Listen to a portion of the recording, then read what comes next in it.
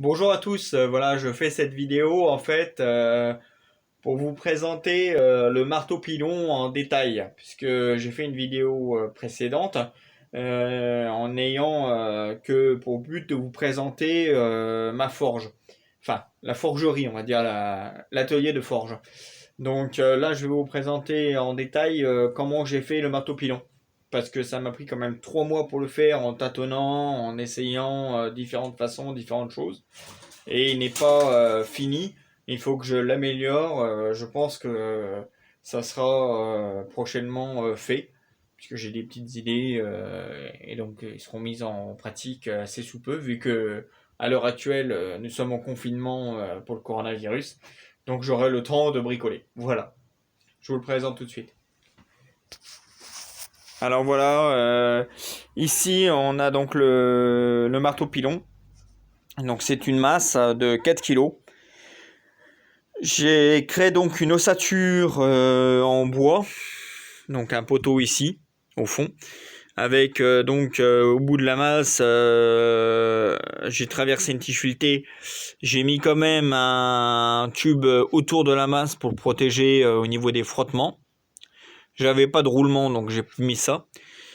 J'ai donc mis 2 tubes ici pour la stabilité, pour pas que la masse elle fasse n'importe quoi. C'est pas assez fort, donc mon prochain projet, ça sera de mettre 2 tubes supplémentaires ici, juste à côté du marteau pilon, pour éviter qu'elle fasse des mouvements assez hasardeux. Voilà. Donc le marteau pilon est donc tout simplement, j'ai mis une roulette en dessous de la masse. Vous voyez, j'ai fait un coffrage pour englober la masse avec une roulette. La roulette sert en fait à manipuler. Donc là, il y a un escargot. Et c'est l'escargot en fait qui va lever le marteau. Vous voyez, ça lève un peu. Alors, je ne peux pas trop le faire à la main parce que c'est d'une seule main, c'est assez dur. Mais vous voyez, ça se lève. Alors vous entendez, ça a claqué. Donc voilà. Donc la base. Alors je ne sais pas si vous allez voir, mais c'est juste une base basique que j'ai faite. J'aurais pu très bien mettre juste le poteau, c'est tout. Mais j'ai remis aussi 2 bois ici avec une tige filetée qui traversait. À savoir que ça, ce sont des roulettes que j'ai récupérées d'un ancien chariot. Donc les roulettes, il y a des roulements. J'ai préféré mettre les roulements là que là-bas, puisque là-bas c'est qu'une charnière. Et là, c'était deux déroulements. Donc j'en ai mis un de chaque côté, comme vous pouvez voir ici. J'ai mis aussi une poulie à la sortie pour que le câble, enfin le câble, la courroie, pardonnez-moi, la courroie est entraînée. Voilà. Ici, j'ai mis un tendeur pour la courroie. Voilà. Et tout ça, c'est manipulé, enfin entraîné. Alors, vous pouvez mettre toutes sortes de moteurs. C'est pas nécessaire de mettre ce que j'ai mis, mais vous pouvez mettre, si vous avez d'autres moteurs, n'hésitez pas à mettre d'autres moteurs si vous avez envie d'en faire un. Moi, j'ai mis un moteur de bétonneuse. C'est assez fort et assez convenable. Voilà. Donc j'ai mis, vous voyez, pour entraîner le moteur, parce que sinon, si je le mettais tout le temps en route, le marteau pilon, il tournerait sans arrêt. Et c'est pas ce qu'on cherche. Ce qu'on cherche, c'est de l'avoir une vitesse assez accrue quand on le veut, avec le métal. Donc là, vous voyez, si je l'allume, il n'y a rien qui se fait. Voilà. Pourquoi? Parce que justement, j'ai donc mis des tendeurs ici et ici pour pas que le moteur entraîne directement la poulie de l'escargot. Donc j'ai mis une tige filetée ici avec, vous voyez, une pédale simplement. Voilà. Alors, vous voyez, je l'ai fait avec un fer forgé que j'ai fait. Avec une plaque en aluminium, basiquement. Et donc, quand je veux appuyer dessus, ben, voyez, regardez. Voilà, ça entraîne et ça tend la courroie. Donc je vais le mettre en route et vous faire montrer ça.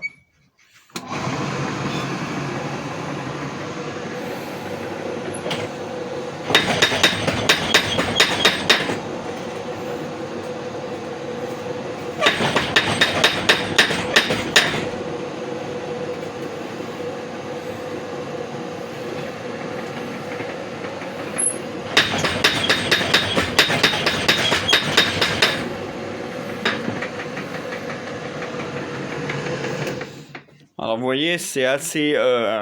la masse bouge encore un peu, hein. Comme je vous le disais, c'est un projet qui va se perfectionner petit à petit, hein. Je ne suis pas un professionnel de ça, donc j'ai dû tâtonner petit à petit et créer. Donc si vous avez des petites idées ou des choses à améliorer sur mon projet, n'hésitez pas à me le dire, hein. Je prendrai toutes les critiques, bonnes ou mauvaises, comme elles viennent, et j'améliorerai ça par la suite. Voilà. Hein, le projet, c'est déjà de mettre 2 tiges ici pour stabiliser les choses. Voilà. Donc voilà, donc vous voyez, ça tape sur une enclume. C'est un travail de chemin de fer, mais on peut mettre tout ce qu'on veut, hein, une enclume, on peut mettre un morceau de fer plat ou un i métallique ou un U même, hein, ce qu'on a sur la main, hein. C'est pas nécessaire d'avoir, tant que c'est costaud que ça plie pas, c'est le principal. Voilà. Mais encore une chose, c'est que là, vous voyez, il n'y a pas de sécurité, hein. Donc je peux pas mettre de sécurité là-dessus. Pourquoi? Parce que comme dans toutes les forges, hein, il n'y a pas de sécurité dans les marteaux pilons pneumatiques ou énormes, puisqu'il faut quand même que le métal puisse aller en avant, en arrière. Voilà, je peux pas. Voilà. Donc c'est juste à faire attention aux doigts, hein, puis bon voilà quoi. Mais ça marche, j'ai déjà essayé. J'ai fabriqué des couteaux, j'ai fabriqué beaucoup de choses avec. J'ai même essayé de faire, mais ça j'avais pas trop eu le temps de le faire. Donc j'ai essayé de faire une petite hachette avec un gros fer, hein, comme une vidéo d'une personne, je ne me rappelle plus du nom exact, parce que j'en vois beaucoup de vidéos sur YouTube comme tout le monde, qui m'a montré comment faire, comment taper, comment faire la base de la forge en tapant sur un métal avec un marteau, ce qui était extrêmement bien expliqué d'ailleurs, hein, je dois l'avouer. Donc là franchement cette personne m'a beaucoup aidé pour le maniement du marteau sur la plume. Voilà. Donc après c'est à vous de faire votre propre marteau pilon, mais voici un modèle extrêmement simple et extrêmement efficace. Alors pour l'escargot, pareil, j'ai tâtonné, hein, donc j'ai pas les plans exacts de l'appareil, mais en faisant un escargot, vous pouvez l'avoir sur internet. Les codes pour faire un escargot, ça vous l'avez facilement sur tous les sites internet pour vous expliquer comment les faire. Voilà. Vous mettez comment fabriquer un escargot sur internet et ils vous le donneront sans problème l'explication. Voilà. Bon écoutez, voilà. Donc j'espère que cette vidéo vous a plu et n'hésitez pas à mettre un pouce et puis à commenter et si vous avez des questions à poser, n'hésitez pas et j'essaierai d'y vous répondre. Voilà, écoutez, je vous dis à bientôt et pour une prochaine vidéo. Salut, salut!